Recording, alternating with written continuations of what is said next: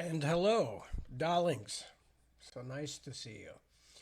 Hi, this is Tad. I'm here. It's 1 o'clock in the morning, Northern California time, which is the time I'm in right now. If you happen to notice a small figure in the background there, it is a homeless person who was looking for a place to stay. And we said, come on, come live in my office.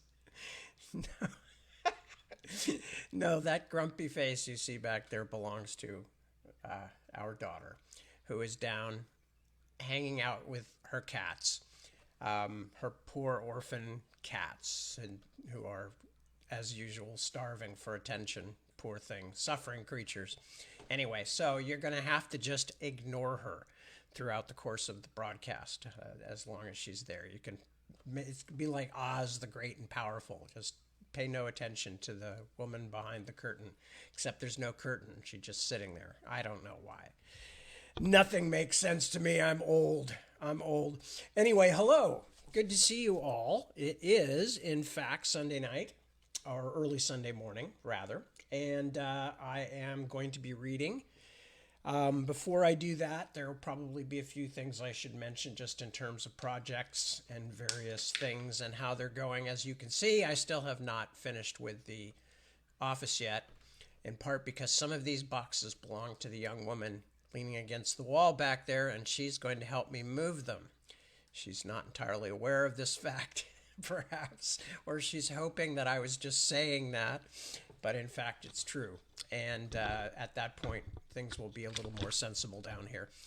But of course, she's working very, very hard, letting cats sit on her, which is damn near a full-time job. So, what else? Let me see. Okay, so the Navigator's Children gone out of my hands, been sent off to other publishers as well for translation, things of that nature. I am finally getting a chance to work on the third Ordinary Farm book, and I'm about a third or a quarter of the way through that editing process, at which point it will be sent out to publishers and other interested parties. Let me think. Let me think. What else?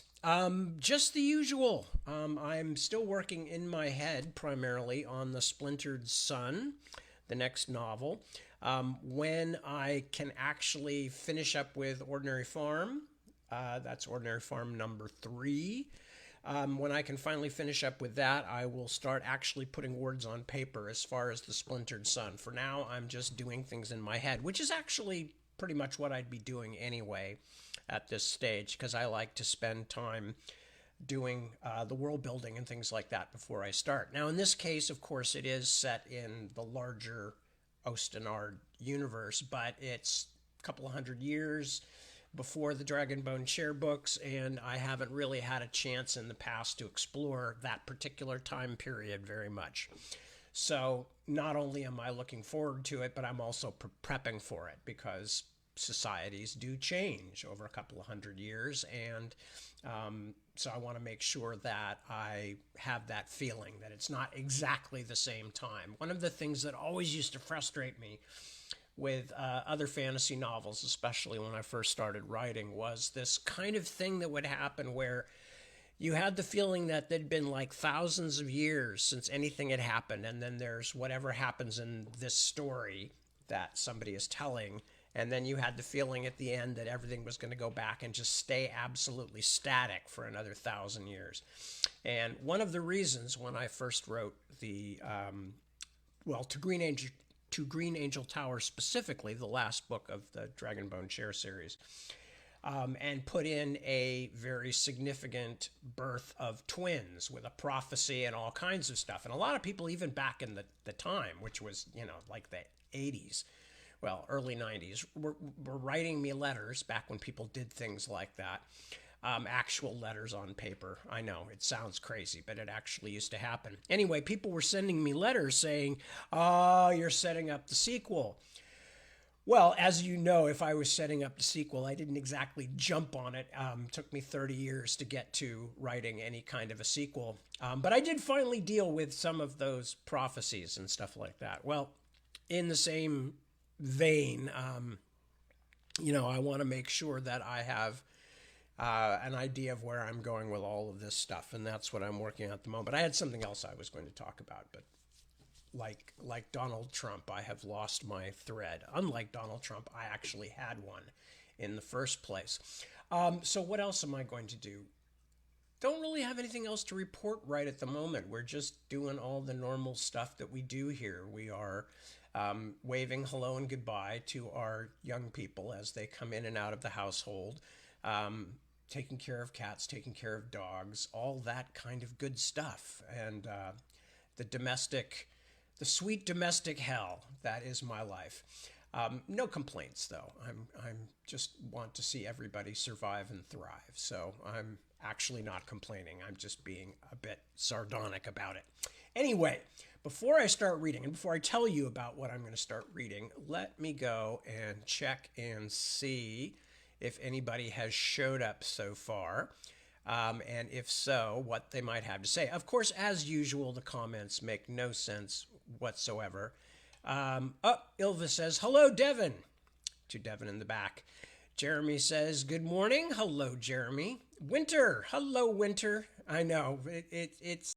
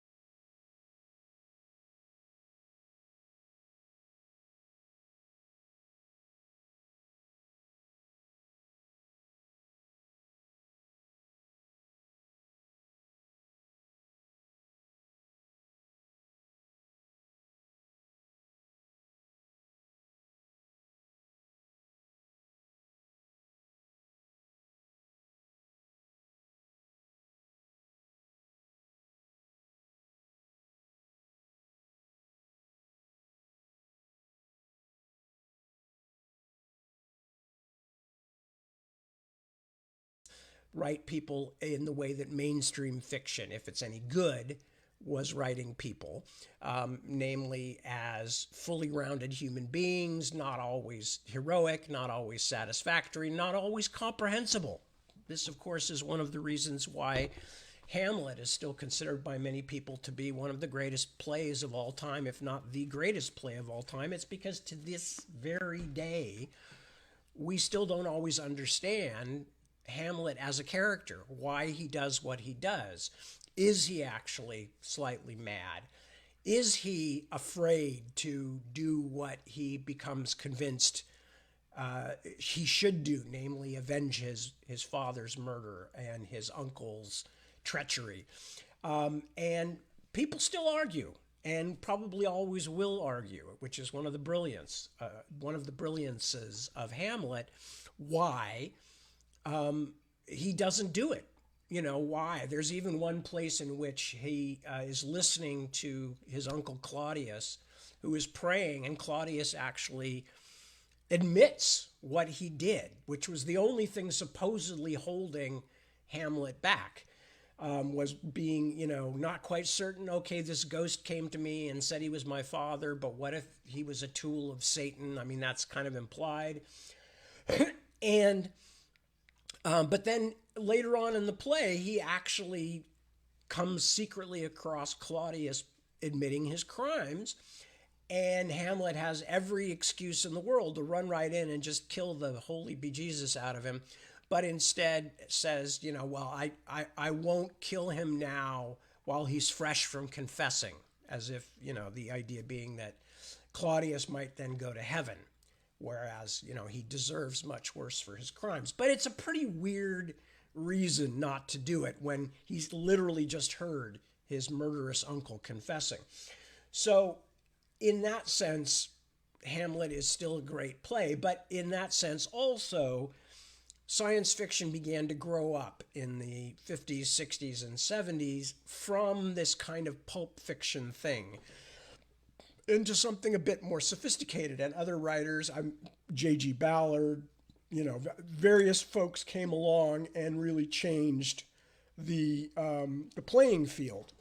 And Zelazny was one of them, not just by his sympathy for his complicated characters, but also by the quality of his writing, which was one of the things I immediately fell in love with when I first read Lord of Light when I was like 13 years old. If you haven't read it, I strongly suggest it. The flashbacks can be a trifle confusing till you figure them out.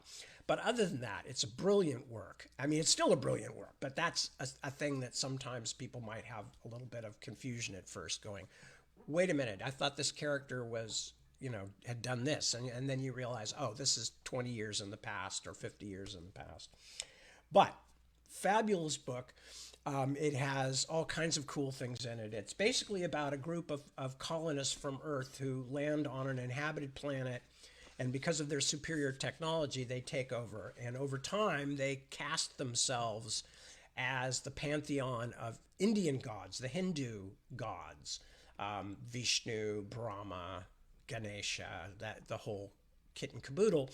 And one of their number turns against them and deliberately takes on the role of the Buddha, who had a complicated long-term relationship with the Indian religious culture he came from in the real world. This is far in the future on a colony planet. Anyway, I won't give you way too many details. It's worth reading. But what I am going to do is start reading some Bradbury now that I've said hello to folks. And I'm going to read one short story, comparatively quite short. And then depending on how much time we have, I'm going to read part of another one as well and then finish it up tomorrow night. At least that's my current plan. This is from a collection called The Best of Roger Zelazny, which I bought just for this show because I can't find any of my books. They're all locked away in boxes in the garage or whatever. So I had to go buy, like I had to do with Sturgeon. And will probably read more Sturgeon up the line. Which reminds me, one more thing. I'm thinking that rather than just dryly going through a bunch of science fiction writers, I may mix in some other kinds of things too, even some more of my own stuff. because I don't want to get into too much of a rut, and I don't want to get into too much of a thing of just reading other people's work when I still have other stuff of my own.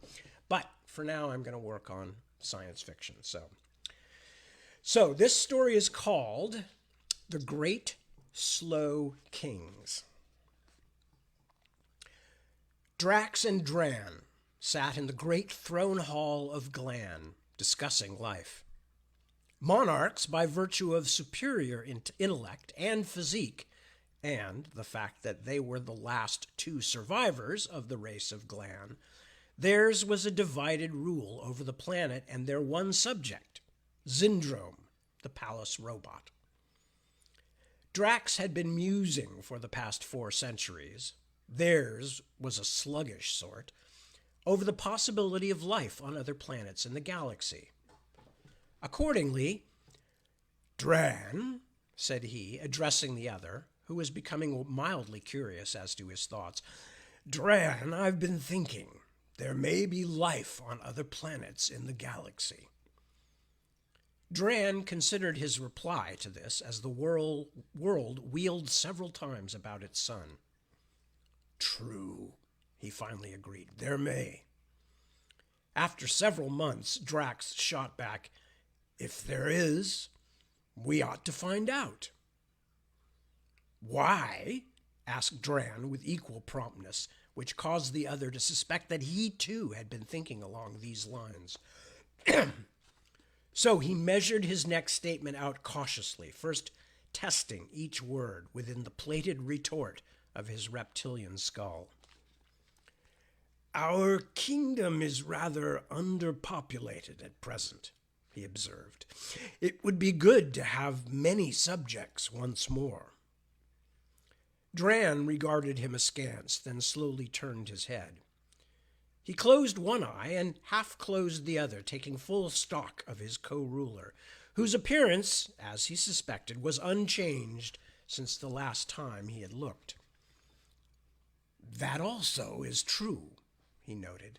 What do you suggest we do?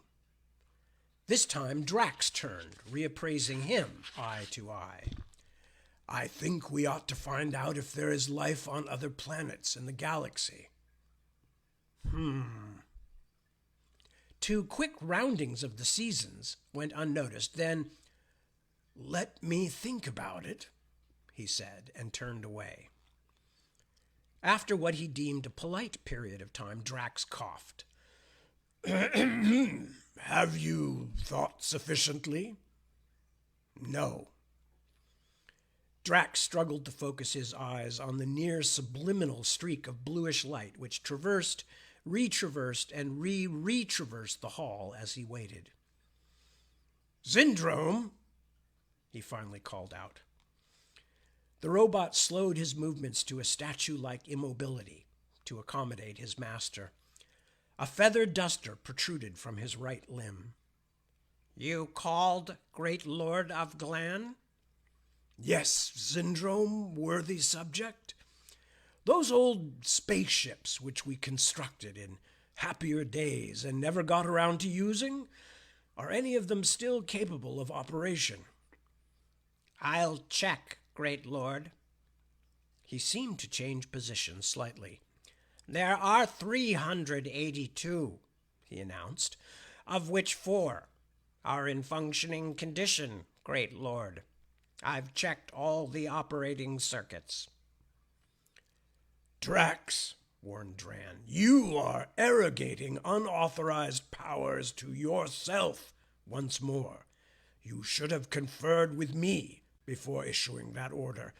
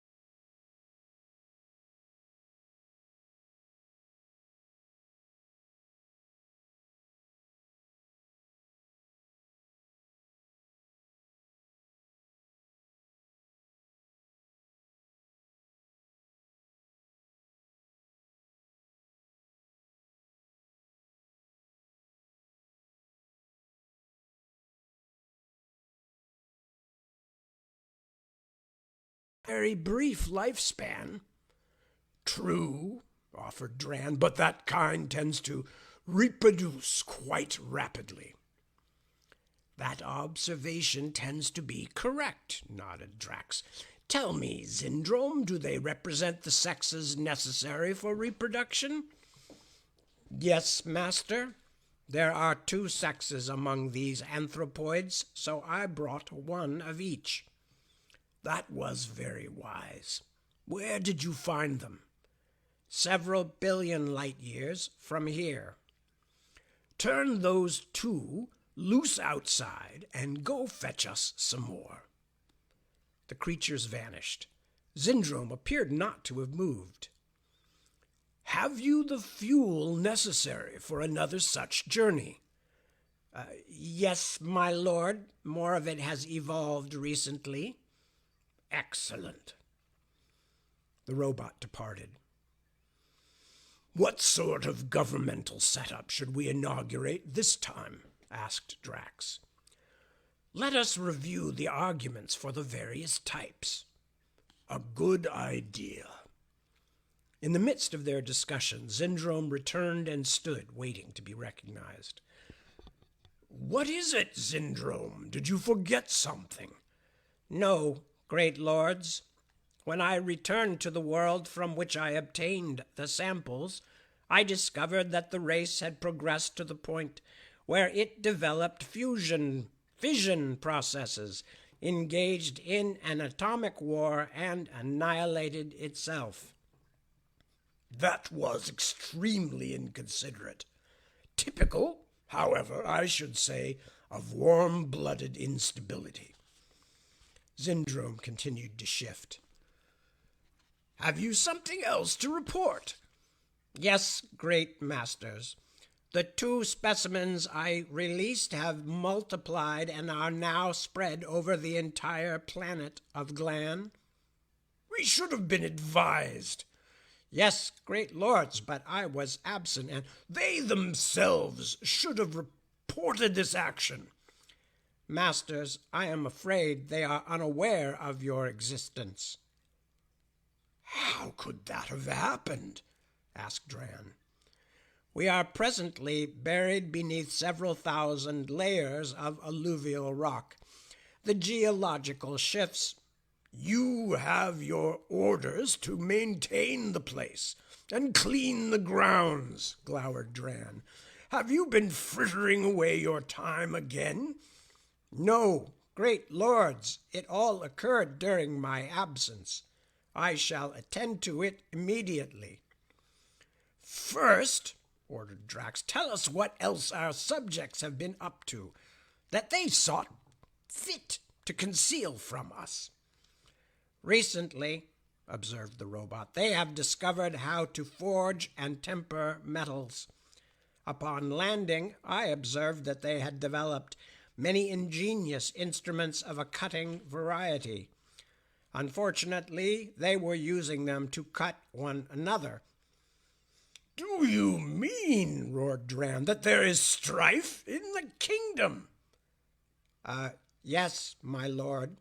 I will not brook unauthorized violence among my subjects. Our subjects, added Drax with a meaningful glare. Our subjects, amended Dran. We must take immediate action. Agreed. Agreed. I shall issue orders forbidding their engagement in activities leading to bloodshed. I presume that you mean a joint proclamation, stated Drax. Of course. I was not slighting you. I was simply shaken by the civil emergency. We shall draft an official proclamation. Let Zindrome fetch us writing instruments. Zindrome, fetch the... I have them here, my lords. Now, let me see. How shall we phrase it? Perhaps I should clean the palace while your excellencies... No! Wait right here. This will be very brief and to the point. We hereby proclaim, don't forget our titles, true, we the imperial monarchs of Glan, here beneath undersigned, do hereby. A feeble pause of gamma rays passed unnoticed by the two rulers. The faithful Zindrome diagnosed its nature, however, and tried unsuccessfully to obtain his monarch's attention. Finally, he dismissed the project with a stoical gesture typical of his kind. He waited. There, they agreed, flourishing the document. Now you can tell us what you have been trying to say, Zindrome. But make it brief. You must deliver this soon. It is already too late, great lords. This race also progressed into civilized states, developed nuclear energy, and eradicated itself while you were writing. Barbarous! Warm-blooded irresponsibility! May I go clean up now, great masters? Soon, Zindrome, soon. First, though, I move that we file the proclamation in the archives for future use in the event of similar occurrences. Dran nodded. I agree. We so order. The robot accepted the crumbling proclamation and vanished from sight. You know, Drax mused, there must be lots of radioactive material lying about now. There probably is. It could be used to fuel a ship for another expedition. Perhaps. This time we could instruct Zindrome to bring back something with a longer lifespan and more deliberate habits, somewhat nearer our own. That would have its dangers. But perhaps we could junk the mono-robot protection pact and order Zindrome to manufacture extras of himself under strict supervision. That would have its dangers, too. At any rate, I should have to ponder your suggestion carefully. And I yours. It's been a busy day, nodded Dran. Let's sleep on it. A good idea. Sounds of saurian snoring emerged from the great throne hall of Glan. And that's the end of that one, which I think might have been the first Roger Zelazny story I ever read. And as you can see, that science is not the key feature of this. Okay, I'm going to start another one, which is very much also a story of this of the new wave of science fiction, in part because there is a certain, for lack of a better term, I would say a certain kind of political undertone to it. No specific politics being put forward, but a certain political undertone nonetheless.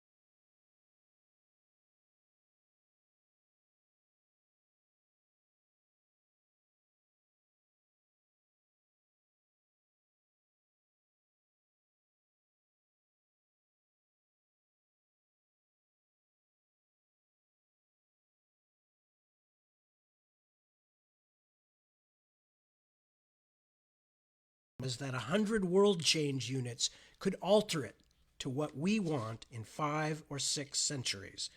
We'll forward costs of this machinery shortly.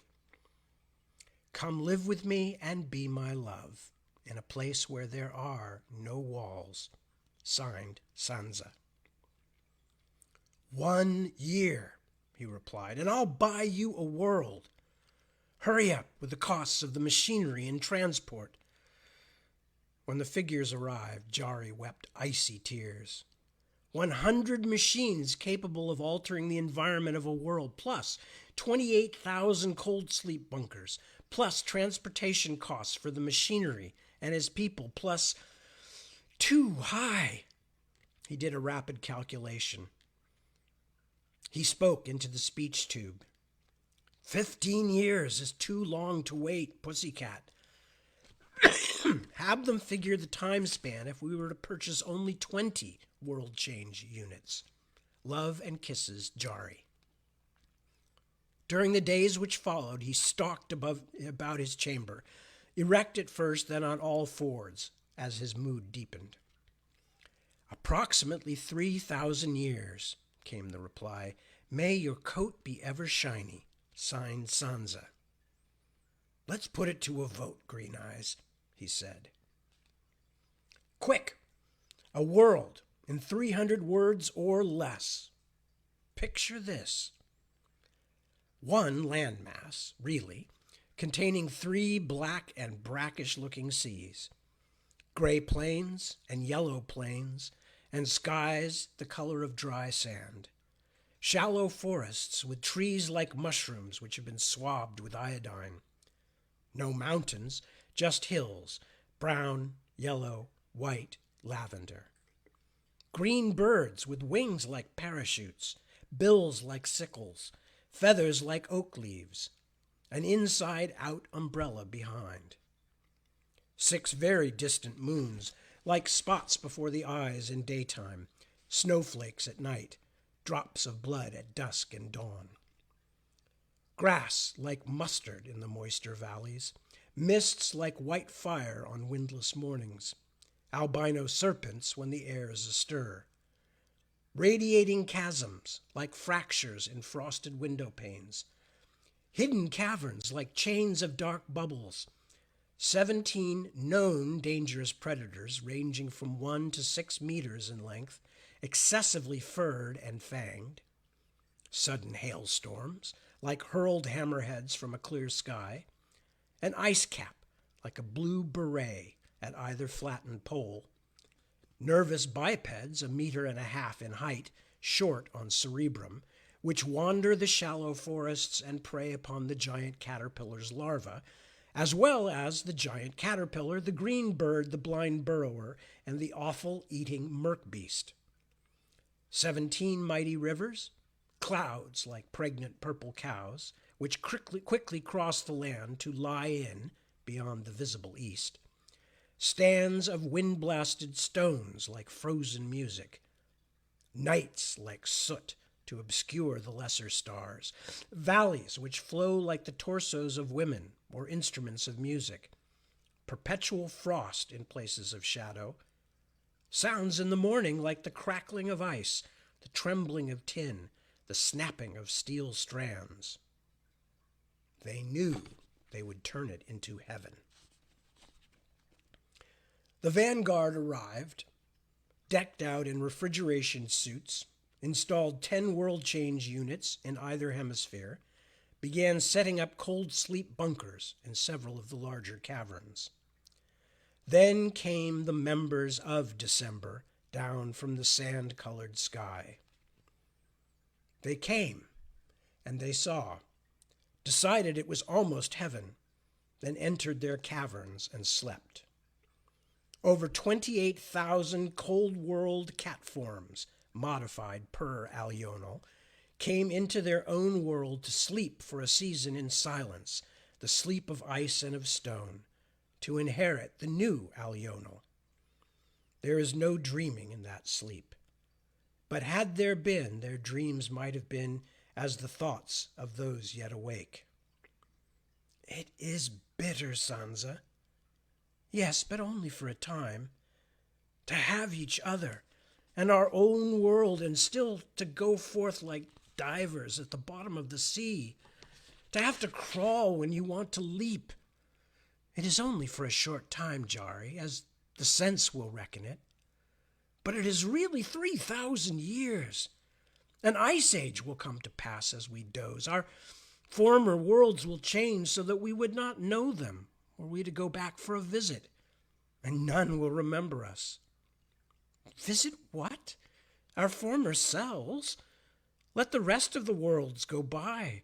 Let us be forgotten in the lands of our birth. We are a people apart, and we have found our home. What else matters? True. It will be but a few years, and we shall stand our tours of wakefulness and watching together. When is the first? 2.5 centuries from now. 3 months of wakefulness.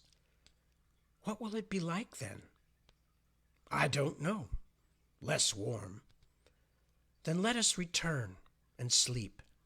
Tomorrow will be a better day. Yes. Oh, see the green bird.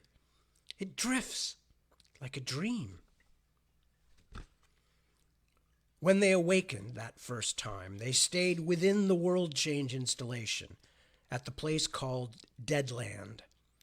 The world was already colder, and the edges of the sky were tinted with pink. The metal walls of the great installation were black and rimed with frost. The atmosphere was still lethal, and the temperature far too high.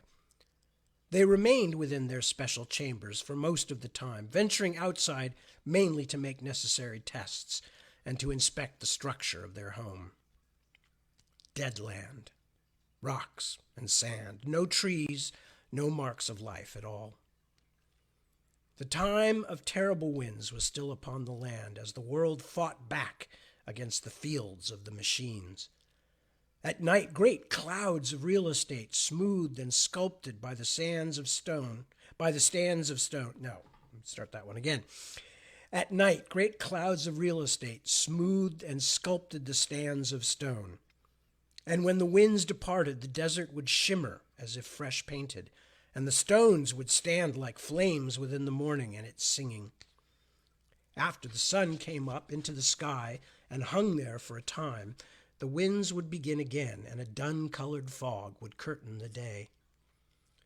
When the morning winds departed, Jari and Sansa would stare out across the Deadland through the east window of the installation, for that was their favorite, the one on the 3rd floor, where the stone that looked like a gnarly norm form waved to them, and they would lie upon the green couch they had moved up from the 1st floor, and would sometimes make love as they listened for the winds to rise again.